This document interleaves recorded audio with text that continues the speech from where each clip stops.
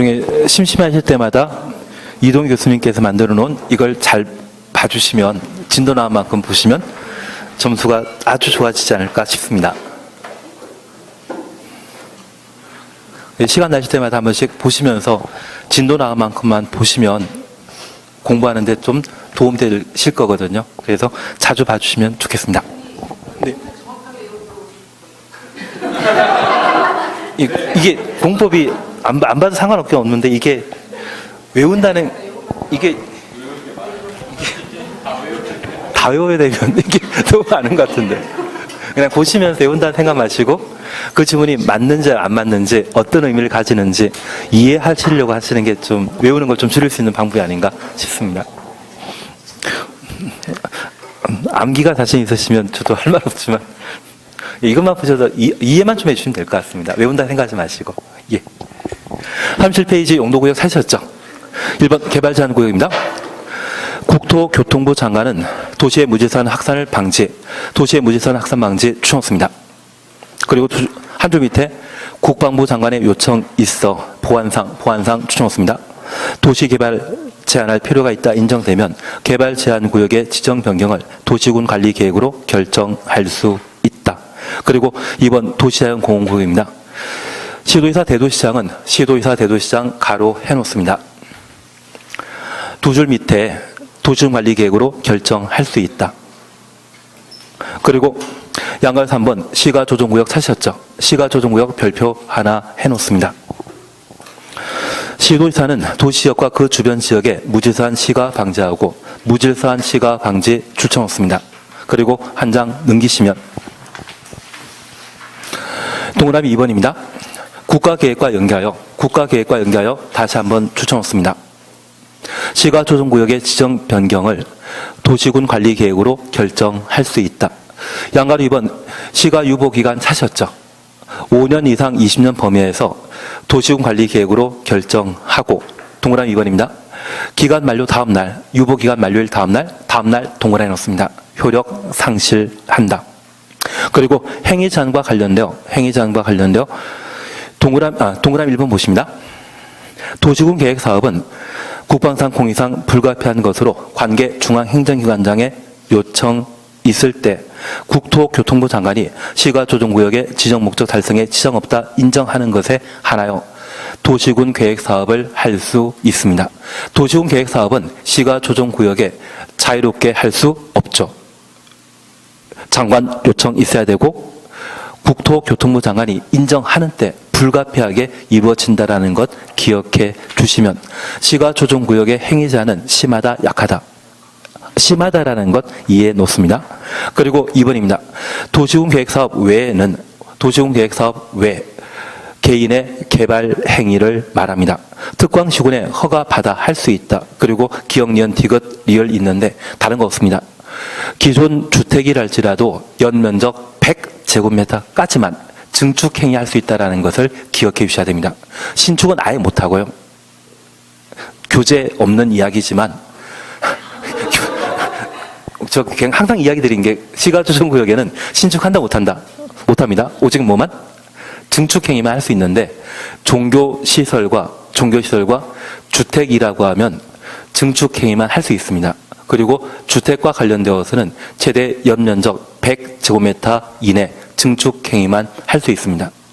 만약 시가조정구역 안에 기존 주택이 연면적 100제곱미터라고 하면 더 이상 증축한다 못한다. 그런 개념으로 접근해 주셔야 됩니다. 그리고 양가로 4번 수산자원보호구역, 해양수산부 장관이 도시군 관리계획으로 수산자원보호구역 지정할 수 있다. 확인되셨습니다. 예, 용도구역도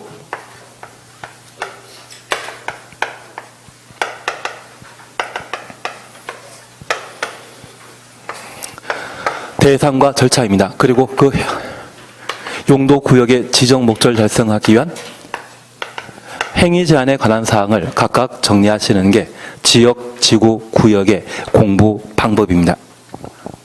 되신 겁니다. 예, 그러면 잠깐 살펴주실 것으로 현재 용도구역과 관련되어서는 개시, 수도 4가지를 도시군관리계획으로 지정할 수 있는 대상이 되게 됩니다. 개발 제한 구역을 지정하는 자는 국토교통부 장관이 도시군관리계획으로 개발제한구역 지정할 수 있고 그 지정 목적은 도시의 무질서한 확산 방지와 국방부 장관의 요청으로 보안상 개발 제한 구역을 지정할 수 있습니다. 이 개발 제한 구역을 지정하게 되면 그 행위 제한은 개특 법령에 따르기 때문에 우리 시험 범위는 개특법이 시험 범위가 아니어서 따로 시험에 나오는 것 없습니다. 그리고 두 번째입니다. 시가 조정 구역을 지정한 자는 원칙적으로 시도의사, 국가계획과 연계된 경우에만 시가 조정 구역의 결정은 국토교통부 장관이 결정할 수 있고 저 시가 조정 구역의 지정 목적은 무질서한 시가화 방지를 목적으로 하게 됩니다. 여기 시가 조정 구역에 있어서는 시가의 조정 시기를 뒤로 연기하는 것이 시가 조정 구역의 표현의 의미입니다. 시가의 조성이 아니라 시가 조정 구역입니다. 그래서 이 시가 조정 구역에 있어서는 시가 조정 구역을 지정과 동시에 도시군 관리 계획으로 유보 기간을 결정하게 되는데 시가 조정 구역의 유보 기간은 5년 이상 20년 범위입니다. 만약 시험에 시가 조정 구역을 5년 이상 20년 범위 내 도시군 관리 계획으로 결정할 수 있다. 맞습니다. 20년 범위 내 5년이란 말 빼버리고 20년 범위 내 유보 기간을 도시군 관리 계획 결정할 수 있다라고 하면 틀립니다. 5년 이상이란 말 꼭 함께 있어야 됩니다. 그리고 시가 조정 구역을 지정하게 되면 그 효력 상실은 유보 기간 만료일 다음 날입니다. 만약 20년 되는 다음 날 시가 조정 구역은 효력 상실한다라고 하면 틀립니다. 유보기간 만료일 다음날 효력 상실한다라는 것 확인해 놓습니다. 그리고 이 시가 조정 구역을 지정하게 되면 그 지정 목적을 달성하기 위한 행위 제한이 가해지는데 공익상 시행한 사업을 도시군 계획 사업이라 했습니다. 시가 조정 구역에는 도시군 계획 사업 마음대로 할 수 있다? 관계 중앙행정기관장의 요청에 따라 국토교통부 장관이 시가 조정구역 지정 목적 달성에 지장 없다 판단하는 때만 제한적으로 도시군 계획 사업 할 수 있다는 것 기억해 주시고 마음대로 도시군 계획 사업 할 수 있다 그런 취지라면 바로 틀린 것으로 잡아 주셔야 됩니다. 그리고 저 도시군 계획 사업에 반대되는 개념은 개별 토지 소유자가 자기 땅에 건물 건축하는 개발 행위입니다. 이러한 개발 행위에 있어서 주택은 최대 연면적 100제곱미터 범위 내 신축할 수 있다. 오직 증축 행위만 가능하다라는 것 기억해 주시고 교회나 사찰을 종교시설이라 표현하는데 이 종교시설에 대해서도 10% 범위 내 증축하는 것만 가능합니다. 그래서 신축이 가능하다라는 말 쓰게 되면 무조건 틀린 것으로 잡아주시는 게 필요합니다. 나머지 다 외우려고 하면 한도 끝도 없거든요. 그래서 여기까지만 한번 확인해 놓습니다. 기억나셔야 됩니다. 신축은 된다 안 된다? 안 된다. 그리고 수산자원보호구역은 해양수산부 장관이 도시군관리계획으로 결정하고 수산자원을 보호 육성하기 위한 것을 목적으로 하며 도시자연공원구역은 시도지사와 인구 50만 이상의 대도시장이 도시자연공원구역을 도시군관리계획으로 결정할 수 있습니다. 그래서 이렇게만 한번 보시면서 국토교통부 장관이 결정할 수 있는 사항 그리고 해양수산부 장관이 결정할 수 있는 사항 총 3가지인데 특히 시가조정구역과 관련되어서는 앞에 국가계획과 연계된 시가조정구역의 지정 변경만 국토교통부 장관이 결정할 수 있습니다. 그러면 하나 알아줄 게 있습니다.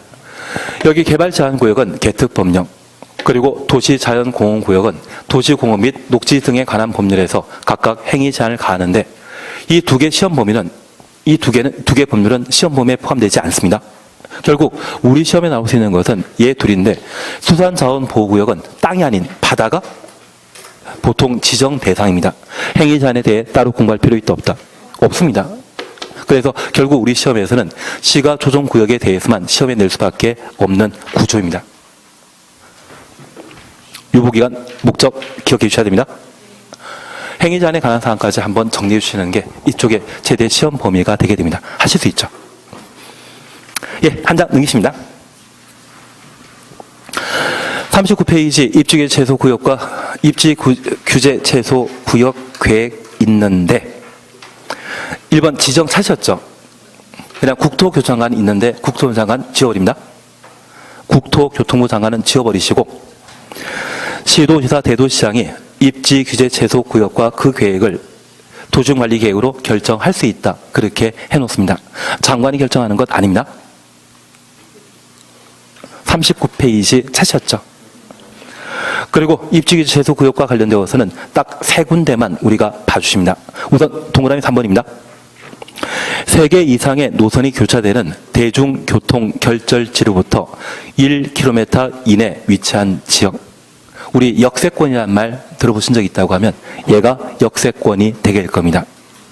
그래서 지하철 또는 대중교통 환성 시설이 갖춰져 있는 교통 결절지로부터 얼마? 1km 이내 지역을 입지규제 최소구역으로 지정할 수 있는데 최근 차이나타운을 개발할 목적으로 입지규제 최소구역을 지정했고 서울시에서는 삼각지 일대를 입지규제 최소구역으로 지정했는데 아마 5년 좀 뒤에 지나시다 보면 삼각지역 주변에 초고층 건물을 많이 보실 수 있을 겁니다. 그래서 요즘 6월 달에 서울시에서는 용산 일대에 대한 개발 사업을 발표하게 되는데 62조 투자한다더라고요. 별로 금액은 많은 것 같지 않습니다. 삼성전자도 100조 투자하는데 그래서 용산역 일대에 대한 개발 사업을 진행한다 해서 서울역부터 용산역까지 주변에 좀 오래된 다세대택이나 반지하방에 투자하는 분들이 그렇게 많은 것 같습니다. 지금까지 투기를 유도하는 그런 발언을 했었습니다. 그리고 한 장 넘기십니다. 양가로 5번 보시게 되면 협의 찾으셨죠? 관계 행정기관장과 협의하는 경우 협의 요청받은 관계 행정기관장은 요청받은 날부터 10일 이내 의견 회신해야 한다. 보통 관계 행정기관 간의 협의는 30일인데 여기만 유일하게 10일입니다. 보통 30일인데 여기만 10일입니다. 우리 공법과 관련되어 나오는 수치가 있다면 2년 아니면 30일이 가장 빈번하게 나옵니다. 그래서 우리가 평상시에 공부하지 않고 그냥 지나간 게 있다면 대충 30일 아니면 2년으로 기억해 주시는데 우리 협의기간에 대해서도 지금까지 본 적 없습니다. 여기만 10일입니다. 여기만 10일이라는 것 특이하게 한번 확인해 놓습니다. 그리고 특례 사안이 있습니다. 옆에 페이지 3번 찾으셨죠? 기타 특례라는 말 찾으셨죠? 입지 규제 최소 구역으로 지정된 지역은 건축법에 따른 특별 건축구역으로 지정된 것으로 본다. 입지 규제 최소 구역 추천오시고 특별 건축구역 추천없습니다. 그래서 딱 세 가지에 대해서만 우리 확인하시면 좋겠습니다. 3개 이상의 대중교통 노선 결절지로부터 반경 1km 이내. 협의기간은 10일입니다. 그리고 입지규제 최소구역으로 지정하면 특별 건축구역으로 지정된 것으로 본다. 거기까지만 한번 확인해 놓습니다. 양가로 5번 그 밖의 행위 제한에 대해서는 양가로 1번은 지키십니다. 그리고 2번 둘 이상의 용도 지역 등에 걸쳐 있는 대지에 대한 특례 찾으셨죠? 예, 먼저 잠깐 살펴놓습니다.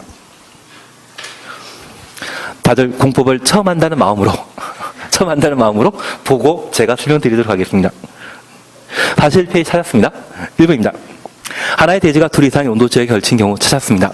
하나의 대지가 둘 이상의 용도 지역 지구 구역에 걸친 경우 그 대지 중에 330제곱미터 이하 토지 부분에 대해서는 전체 대지 건폐율 용적률을 각 부분이 전체 대지 면적에 차지하는 비율을 고려해서 용도 지역 등별 건폐율 용적률을 가중평균한 동그라미 놓습니다. 값을 적용하고 그 밖의 건축 제한 등에 대해서는 건축 제한 동그라미 놓습니다. 가장 넓은 면적에 속하는 용도 지역 등에 관한 규정을 적용한다. 가장 넓은 면적에 속하는 용도 지역 추천없습니다. 그리고 니은 체크십니다. 그리고 한 장 넘기십니다. 넘기지 마시고 죄송합니다. 여기 있는 거 제가 착각했습니다. 사실 페이지의 양가로 가로 속에 도로변의 띠 모양 지정된 상업지역에 걸치는 대지 찾으셨죠? 이것을 노선 상업지역이라 하는데 이 경우는 660제곱미터 이하라는 것 확인해 놓습니다. 도로변의 띠 모양으로 지정된 상업지역 보게 되면 노선 상업지역으로 이해해 주십시오. 노선 상업지역의 경우는 얼마? 660제곱미터 이하. 그리고 다음 페이지에 3번을 보게 될 겁니다. 잠깐 이걸 하나 봐놓습니다.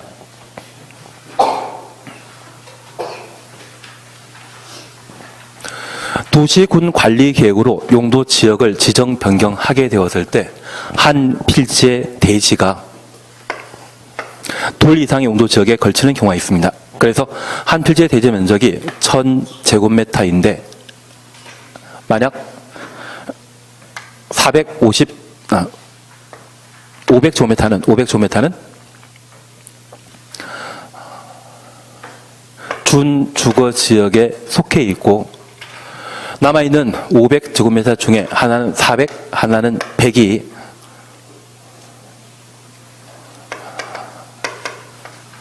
일반 공업지역과 그리고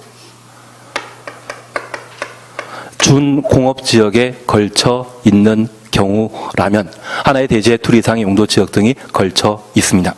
기본적으로 100평이라고 하면 330제곱미터 이상을 말하는데 그 330제곱미터 된다고 하면 각각의 용도지역의 지정 목적에 따른 개발사업 할 수 있습니다.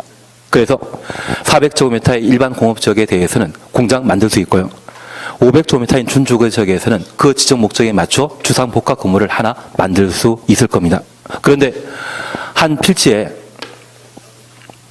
둘 이상의 용도지역에 걸친 것으로서 그 최소 면적이 330제곱미터 이하라고 하면 준공업지역에 걸쳐있는 용도지역에 대해서는 대지 면적이 얼마 안 나오기 때문에 그 지정 목적에 맞는 건물 단독으로 만들 수 없습니다. 그러면 한 필지 대지에 둘 이상의 용도 지역에 걸쳤을 때 해당 대지 소유자는 100제곱미터는 따로 개발하지 못하고 빈 나대지로 놔두고 나머지만 개발하게 된다고 하면 재산권을 너무 침해한 것으로 판단할 수 있습니다. 대한민국 헌법에는 일반 국민의 재산권을 보장하도록 되어 있거든요. 그러면 한 필지에 둘 이상의 용도 지역에 걸쳤을 때 특정 용도 지역의 단위 면적이 얼마?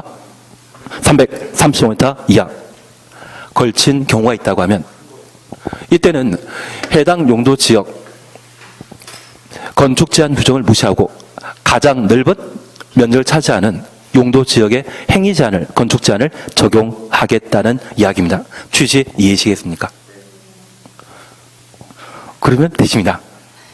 그래서 만약 한 필지가 330m 초과는 둘 이상의 용도 지역에 걸쳤다면 각각의 용도 지역의 지정 목적에 맞는 건물을 각각의 용도 지역마다 건축할 수 있지만 하나의 대지 면적이 한 필지가 둘 이상의 용도 지역에 걸쳤을 때 최소 용도 지역에 걸치는 면적이 얼마?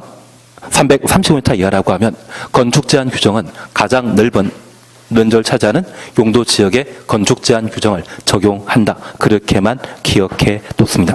반면에 건폐율 용적률에 대해서는 가중 평균한다는 말 기억나시겠습니까? 방금 동그라미 해놓으라고 말씀드렸는데요.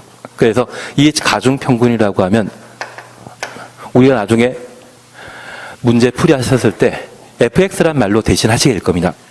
그래서 이 fx라고 하면 글그룹 이름이지 않습니까? 아마 부동산 공법 문제 내시는 분들 중에 가장 싫어하는 글그룹 찾으라고 하면 저 fx일 겁니다. 만약 그분들이 수학 잘하셨다고 하면 아마 그쪽이 아닌 다른 쪽으로 가셨을 것 같은데요. 수학 못 갔기 때문에 문과를 했다고 생각해 주시고 이쪽에 대해서는 과거 2번에 걸쳐 시험 문제 냈지만 잘 시험에 내는 부분은 아니기 때문에 건축 제한 규정만 가장 넓은 용도 지역에 행위 제한을 적용한다. 그렇게 구분해 놓습니다. 그리고 도로변의 띠 모양의 상업지역, 노선 상업지역인데 가끔 간선 도로 주변이 도로변을 따라 일부 상업지역이고 일부 주거지역인 경우 있거든요.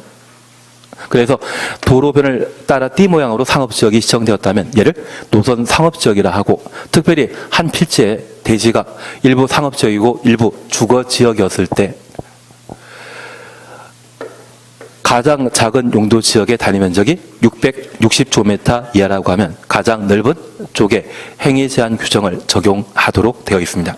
그래서 노선 상업지역이라는 말 보게 된다면 그때 기준은 660, 노선 상업지역이라는 말 없다고 하면 330을 기준으로 한다는 것만 확인해 놓습니다. 취지는 이해되시겠습니까? 예, 그리고 3번 도시군 계획설 찾으셨죠? 우선 도시군 계획설과 관련되어서는 1번 기반설의 설치 찾았습니다. 1번 기반설의 설치 찾았습니다. 그리고 동그란 1번입니다.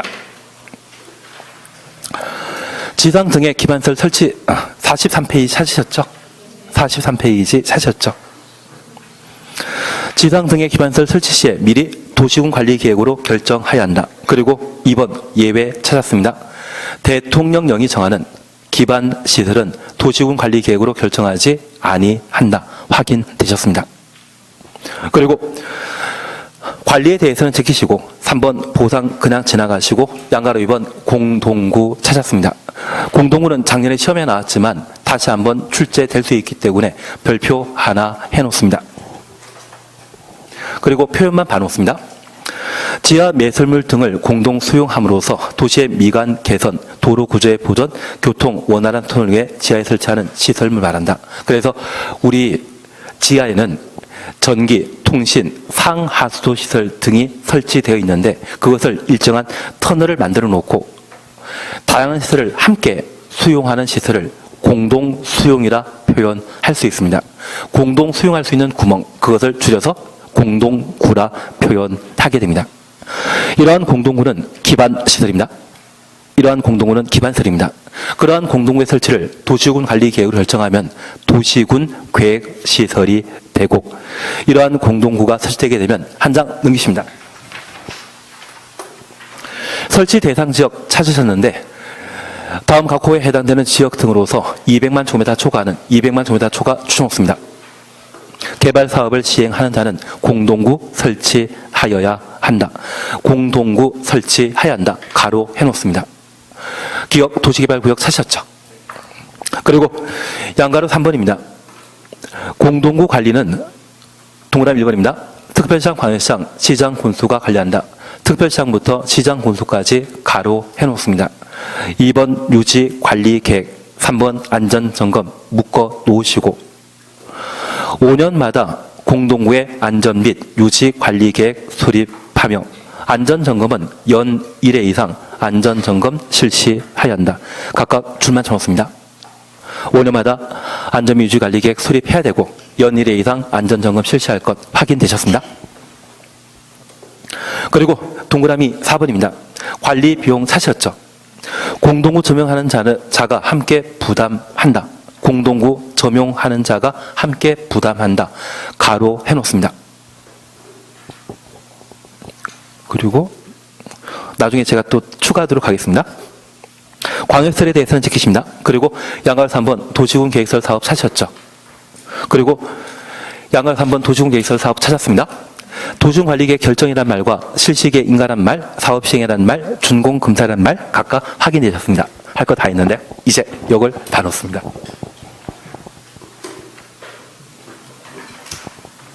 잠깐 우리가 봐주실 것이 도시군 관리 계획을 결정할 수 있는 3번이 기반설의 설치, 정비, 개량이었습니다. 저 기반설의 설치를 도시군 관리 계획으로 결정하게 되면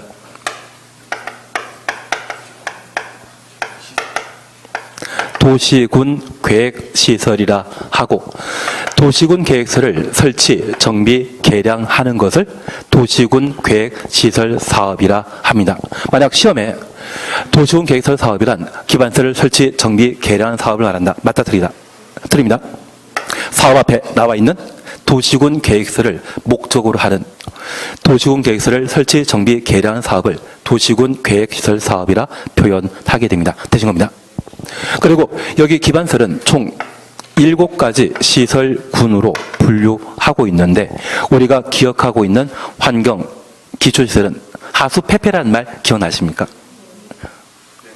역시 복습은 잘하고 계십니다. 하수폐폐라는 말 꼭 한번 기억하시고 죽음과 관계된 시설이라면 보건위생시설로 분류된다라는 것 살펴주시며 광장이란 말 쓰게 된다면 끝에 광장 나와야 됩니다. 도로란 말 쓰게 되면 끝에 도로 나와야 되고 정류장이란 말 쓰게 된다고 하면 터미널이란 말이 각각 나와줘야 되는 것이 특징으로 기억하시며 특별히 도로와 관련되어서는 고속도로는 그 구분 기준이 못 된다라는 것을 살펴주시는 게 필요합니다.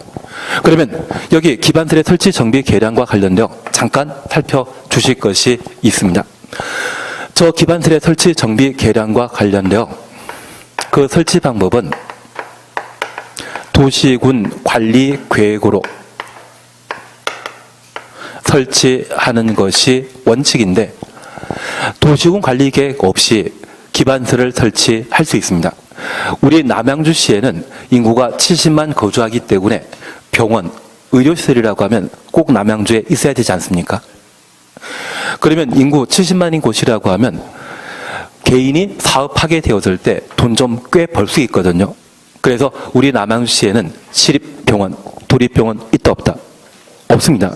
대신 지방 같은 경우는 분명 의료 기능을 필요로 하지만 인구가 3만 명, 4만 명밖에 안 되는 군, 시 지역이 있다고 하면 그러한 곳이라고 하면 병원 만들었을 때 망해버리거든요. 그래서 한때 어디 지방 도지사 하시는 분이 도립병원을 폐쇄했다 해서 난리 난 적이 한 번 있습니다. 만약 그곳이 인구 많이 살고 있는 대도시라고 하면 아무 문제 없지만 만약 인구가 얼마 안 되는 곳으로서 의료시설을 제대로 제공받지 못하는 곳이 있다고 하면 그것은 좀 문제 있을 것 같습니다. 저 가본 적이 없다 보니까 잘 모르겠습니다. 다만 우리가 이해하실 것은 그 병원은 기반시설 2단이다. 기반시설입니다. 병원 기반시설입니다. 다만 이 기반시설인데 영리성이 보장되지 않는 시, 군이라면 나라 예산으로 만들 필요 있죠. 그럴 때는 도시군 관리 계획으로. 만약 수익성이 보장되는 병원이라고 하면 개인이 만들겠다고 나설 겁니다. 그런 때는 그 병원 만들고자 하는 장소, 특별시장, 광역시장, 시장, 군수에게 허가받아 해당 기반시설을 설치하게 됩니다. 만약 시장, 군수에게 허가받아 만드는 병원이라면 그때는 개발행위라 표현하게 되고 도시군 관리계획으로 설치를 결정했다면 그것을 도시군 계획시설이라 표현하게 됩니다. 취지 이해하시겠습니까? 그래서 앞으로 우리가 약속할 패턴이 있습니다. 시험 지문에 기반시설을 설치, 정비, 계량한다. 이 말 쓰게 되면 도시군 관리계획으로 결정할 대상입니다. 기반시설의 설치, 정비, 계량을 도시군 관리계획으로 결정한다. 그 말 나오면 맞는 지문으로. 반면에 도축장, 병원, 자동차 운전면허 학원, 사회복지시설, 구체적인 시설을 제시하면서 도시군 관리계획을 결정한다. 이 말 나오면 무조건 틀린 지문으로. 구체적으로 제시하는 시설이 있다고 하면 그것은 특광시군에 허가받아 설치할 수 있는 기반시설 형태가 되게 됩니다. 우리 시험에서는 기반시설의 설치를 도시군 관리계획으로 결정한다. 그 말은 맞지만 저 기반시설의 구체적인 종류, 병원이나 사회복지시설이나 운전면허 학원이나 구체적인 시설을 제시하면서 설치한다고 하면 그때는 특광시군의 허가 대상이 되는 것이지 저 도축장 등을 도시군 관리계획으로 결정한다. 이 말 나오면 틀린 패턴으로 잡아주셔야 됩니다. 이해되시겠습니까? 왜냐하면 이렇게 구체적인 이야기가 나온다면 얘는 대통령령이 정하는 기반시설로서 도시군 관리계획 외 방법으로 설치하는 것이 99%입니다. 그래서 우리 교재 43페이지 보시게 되면 양가로 1번 개요 차시였고 동그라미 1번과 2번 보시면서 대통령령이 정하는 기반시설은 도시군 관리계획으로 결정되지 아니한다. 이 말 차셨죠. 그래서 이 대통령이 정하는 기반시설은 방금 보셨던 조추장, 사회복지시설 등등입니다. 그래서 구체적인 시설을 제시하면서 도시군 관리계획으로 설치한다. 그 말 쓰면 틀린 것으로 그냥 기반시설의 설치를 도시군 관리계획으로 결정한다면 그것은 맞는 지문으로 판단하셔야 됩니다. 되신 겁니다. 패턴 이해되시겠습니까? 나중에 문제 보시면 됩니다. 그리고 두 번째입니다. 이러한 도시군 계획설의 설치, 정비, 계량을 도시군 관리 계획으로 결정하게 되면 우리는 두 가지 문제를 기본적으로 파악해 주셔야 됩니다. 첫 번째는 도시군 계획설 사업이 시행되지 않는 것과 도시군 계획설 사업이 시행되는 것으로 구분하셔야 되는데 도시군 계획설이 설치된 장소를 뭐란다? 도시군 계획설 부지라 표현합니다.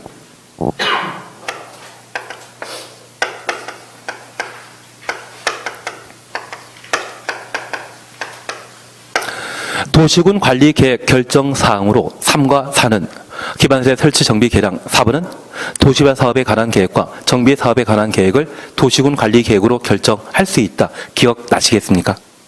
그래서 기반시설의 설치 정비 계량을 도시군 관리 계획으로 결정하게 되면 도시군 계획 시설이라 하고 그것 만드는 사업을 도시군 계획설 사업이라 하며 도시개발 사업에 관한 계획을 도시군 관리 계획으로 결정하면 도시개발 사업, 정비 사업에 관한 계획을 도시군 관리 계획 결정하게 되면 정비 사업이라 표현하게 됩니다. 그러면 이 세 가지 사업은 모두 도시군 관리 계획으로 결정해서 시행하는 사업이죠. 그래서 뭐란다? 도시군 계획 사업이라 표현합니다. 만약 정비 사업 하는 곳이 있다면 정비 구역이고요. 도시 개발 사업 하는 곳이 있다면 도시 개발 구역이며 도시군 계획설 사업 하는 곳이 있다면 도시군 계획설 부지가 되게 됩니다. 그러면 이런 도시군 계획 사업에 방해되는 개개인의 토지 소유자의 건축물 건축 등은 하면 된다 안 된다? 안 됩니다. 그래서 이 도시군 계획설 부지에는 가장 중요한 것은 10년과 20년입니다. 도시군 계획설 부지가 결정 고시되고 20년간 그 사업이 이루어지지 않으면 20년 되는 다음 날 효력 상실한다라는 것 기억하시고 10년간 사업이 시행되지 않고 그 지목이 대인 토지 소유자라고 하면 내 땅 사가라 매수 청구할 수 있으며 10년간 그 사업이 시행되지 않았을 때 지방의회가 도시군 계획설의 해제 권고하거나 토지 소유자가 도시군 계획설에 대한 해제 이반을 신청하거나 해제 결정 신청하거나 해제 심사를 신청할 수 있습니다. 그리고 이 두 가지가 해결되셨다고 하면 저 도시군 계획설 부지로 결정 고시되게 되면 도시군 계획설 사업에 방해될 수 있는 건축물 건축 공장을 설치할 수 없다라는 것 기억해 놓으시고 저 도시군 계획설 사업은 도시군 관리 계획으로 결정 고시되게 되면 단지 작성해야 되죠. 지역노선 작성은 지역노선 작성 못해는 즉시. 그리고 단지의 단계별 집행계획 기억나지 않으십니까? 첫 번째 시간에 했는데. 예, 이건 천천히 하도록 하겠습니다. 예, 그래서 두 가지는 기억해 놓으셔야 됩니다. 기억나시겠습니까? 예. 예, 이제 이걸 잠깐 살펴놓습니다. 우선 기반설의 설치 정비 계량을 도시군 관리 계획을 결정하게 되면 우리 1단계 절차로서 도시군 관리 계획으로 기반설의 설치 여부 결정하는 것이죠. 그래서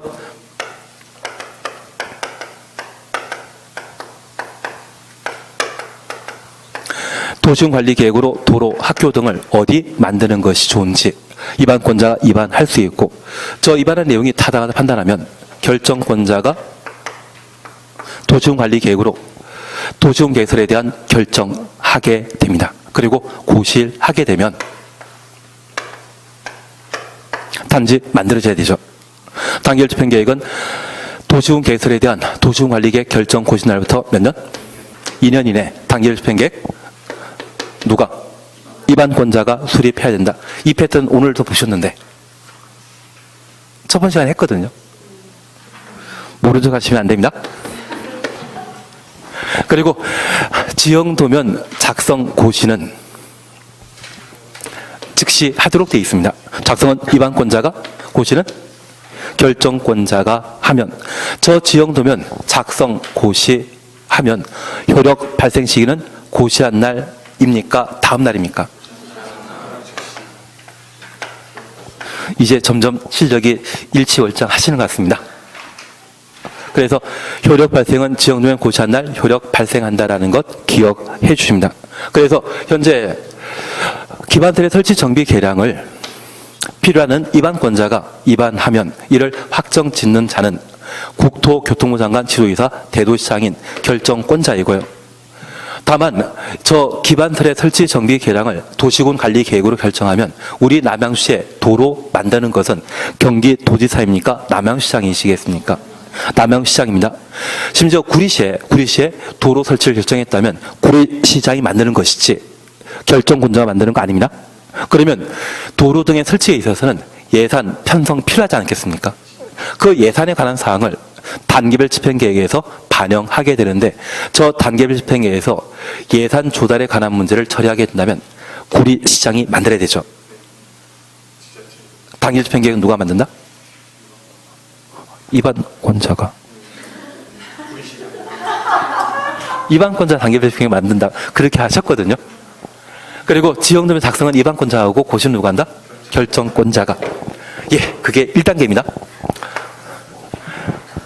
그리고 이렇게 기반세 설치 정비 계량을 도시군 관리 계획을 결정하게 되면 그것을 도시군 계획설이 결정 고시되었다고 달리 표현할 수 있고, 그러한 도시군 계획설은 만드는 자를 시행자라 하고, 저 시행자는 설계 도서 등을 확보하고 누군가에게 인가받고 고시한 때 도시군 계획설 사업을 시행할 수 있습니다. 그러면 여기 도시군 계획설 설치하는 자는, 시행자는 구리시에는 구리시장이 만들어야 되죠. 경기도지사가 만든다?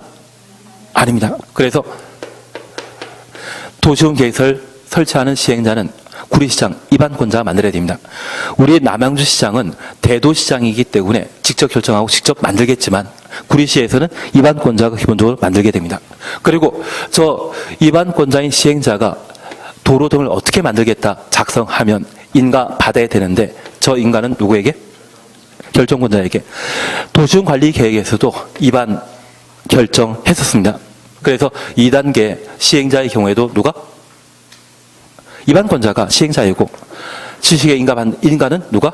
결정권자가 인가권자라는 것 확인해 놓습니다. 그리고 3단계 우리가 봐주실 것은 저 도시군 계획설 사업은 도로 등을 만드는 것으로서 도로에 필요한 땅에 대해서는 뭐한다? 수용했었습니다. 저 수용하는 자는 바로 시행자인 입안권자가 수용하게 될 것입니다. 그리고 저 수용 방식으로 도시군 계획설 사업이 완료되게 되면 결정권자에게 준공검사 받고 합격하게 되면 공사 잘 끝났다고 공사 완료 공고하게 되는데 저 준공검사와 공사 완료 공고는 입안권자 하겠습니까? 결정권자가 하겠습니까? 느낌상 인가해준 사람이 인가해준 대로 공사 다 끝났는지 확인해야 되지 않겠습니까? 그래서 결정권자가 준공검사 등을 처리하게 됩니다. 그러면 우리가 잠깐 이해하실 것은 이 도시군 계획설 사업의 입안권자는 딱 세 군데 나와야 됩니다. 단계별 집행계획 수립하는 자 누구? 입안권자. 지형도 작성하는 자 누구? 입안권자. 시행자 누구? 입안권자. 되신 겁니다. 그리고 이제 마지막 하나 더 추가하실 게 있습니다. 여기 도시군 관리 계획과 관련되어서는 비행정청이 기지산대 네 가지에 대해서는 뭐 할 수 있다? 제한할 수 있습니다. 특히 기반설의 설치 정비 계량을 비행정청이 입안 제한했다고 하면 저 기반설을 자기가 만들고자 입안 제한했겠죠. 그래서 민자유치 고속도로나 민자유치 지하철이나 경전철 만들어져 있지 않습니까? 그러면 그 도시군 계획설 사업을 입안권자인 행정청이 아닌 비행정청이 사업 시행자가 될 수 있는데 비행정청이 사업 시행자가 되고자 하면 입안권자로부터 시행자 지정받았을 때 비행정청이 사업 시행할 수 있거든요. 그러면 이 비행정청이 사업 시행자가 되고자 할 때 우리는 공과 민간 구분했던 적이 있습니다. 만약 민간이 저 도시군 계획설 사업 시행자 되게 됐다면 토지 수용권을 남용함으로써 일반 국민의 재산권을 침해할 수 있거든요. 그래서 규제를 강화시키기 위해 저 민간이 사업 시행자 되고자 한다면 면적, 3분의 2, 총수 2분의 1 이상의 동의 받은 때에만 사업 시행자로 지정받을 수 있고, 공공의 경우는 토지 소유자의 동의 필요 있다 없다? 그냥 없다 주십시오. 그리고 우리 조건부 실시계 인가받게 되면 이행보증금이라는 게 있습니다. 저 이행보증금은 조건을 이행하지 않을 것으로 의심되는 민간의 경우에만 이행보증을 예치하고, 공공의 경우는 예치한다 안 한다? 안 한다. 그래서 정부 투자기관이나 지방공사의 경우는 이행보증 예치 대상 아니고, 민간의 경우만 이행보증을 예치하도록 되어 있습니다. 그리고 제가 농담 삼아 하나 이야기 드린 게 있습니다. 만약 이 이행보증금이 총 공사비의 30%를 예치할 상황이라면 아마 삼행보증금이었을 겁니다. 이행보증금은 총 공사비의 얼마? 20%를 예치하도록 되어 있고, 지난달에 주택법 기억 안 나시죠? 예, 기억 안 나는 걸 제가 물어보면 안 됩니다. 그냥 이행보증금은 총 공사비 얼마? 20%. 딱 한 군데. 도정법과 주택법에 각각 한 군데 30% 이상 50% 범위 내 시공보증서를 제출하도록 되어 있는 데가 있습니다. 앞으로 보시면 됩니다. 앞으로 보시면 됩니다. 그냥 이렇게 한번 봐주시는 겁니다. 기억은 조금 나시겠습니까?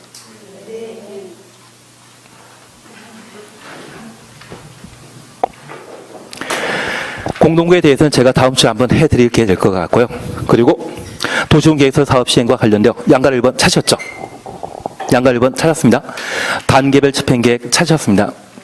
여기 단계별 집행계획과 관련되어서는 맨 마지막 조십니다. 도시군관리계획 결정고지부터 2년 내 수립하여야 한다. 단계별 집행계획은 언제? 2년 이내. 한 장 넘기십니다. 단계별 집행계획 주의사항이 있는데 지금은 그냥 지나가십니다. 그리고 양가로 2번 도시군계획서 사업 시행자 찾으셨죠? 찾으셨죠? 그리고 1. 원칙입니다. 이 법 또는 타법 규정 외의 경우에는 특별시장 관리상 시장군수가 시행한다. 그리고 동그라미 2번 예외 보시니 국토교통부 장관 도지사. 그러면 계급 순으로 나열하게 되면 국토교통부 장관 시도지사 시장군수가 도시군 계획서 사업의 원칙적인 사업 시행자인데, 지금 46페이지 보고 있으시죠? 46페이지 보고 계셔야 됩니다. 그래서 이반권자 행정청이 도시군 계획서 사업 시행자라는 것 확인해 놓습니다. 그리고 이것 찾았습니까? 밑에서 네 번째 줄입니다. 비행정청의 시행자는 국토교통부 장관, 시도지사, 시장군수가 국토교통부 장관부터 시장군수까지 가로 해놓으시면 이분은 이반권자입니까? 결정권자입니까? 이반권자입니다. 이반권자가 시행자로 지정 고시해야 한다. 지정 동그래 놓습니다. 그래서 비행정청은 이반권자에게 지정받은 때 도시군 계획서 사업 할 수 있습니다. 그리고 맨 마지막 줄, 민간 시행자의 수용권 남용 방지를 했는데 이것은 민간 시행자의 지정 요건입니다. 도시군 계획서 사업 필요한 토지 면적의 얼마? 3분의 2 이상을 소유하고 총수 얼마? 2분의 1 이상의 동의받은 때 시행자로 지정될 수 있습니다. 이해되시겠습니까? 공공의 경우는 토지 소유자의 동의 필요 없습니다. 그리고 3번 실시계획 찾았습니다. 여기 실시계획은 인가신청이라는 말 찾으셨죠? 시행자가 국토교통부 장관, 시도지사, 대도시장에게 인가신청하여야 한다. 국토교통부 장관부터 대도시장까지 가로해 주십시오. 그러면 실시계획 인가권자는 이반권자이다, 결정권자이다?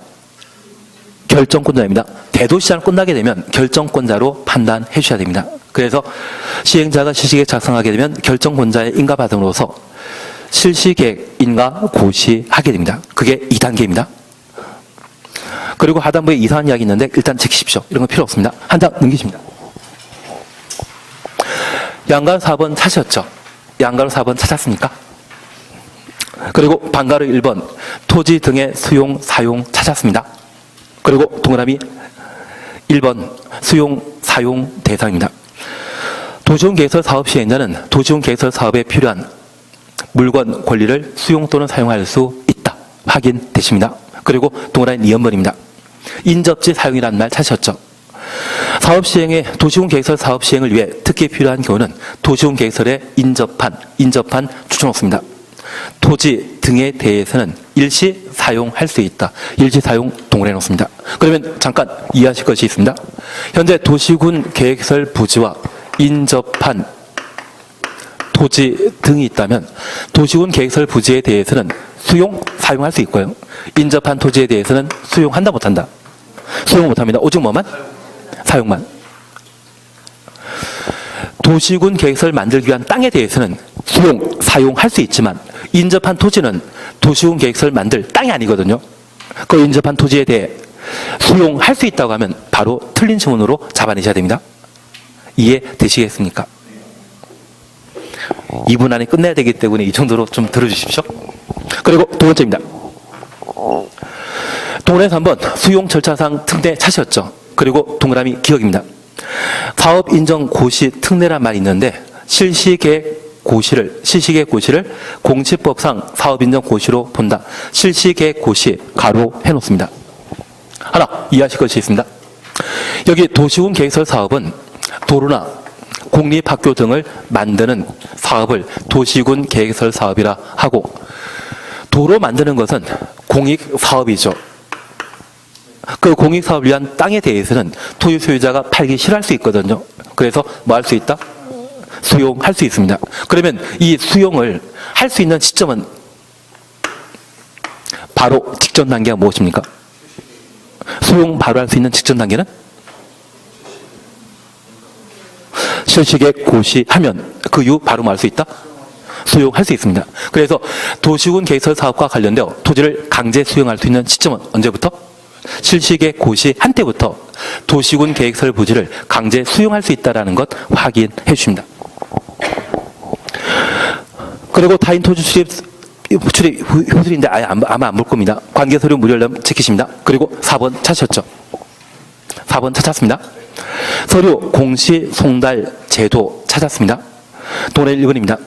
이해관계 내 주소, 거소가 불명시에 서류 송달에 가름하여 이를 공시할 수 있다. 그리고 2번입니다. 행정처가 아닌 시행자는 행정처 아닌 시행자 가로 넣습니다.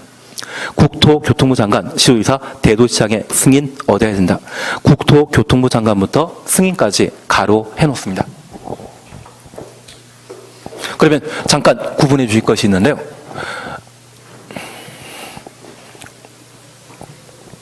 우리가 민법 공부하시면서 소재 불명인 자에게 의사 표시하게 되면 이때는 발신주의입니까? 도달주의입니까? 원래 의사 표시는 도달주의 원칙이지 않습니까? 소재 불명인 자에게 의사 표시할 때는 예외적으로 발신주의 인정하고 있는데 그걸 뭐라 한다? 공시송달이라 표현하게 됩니다.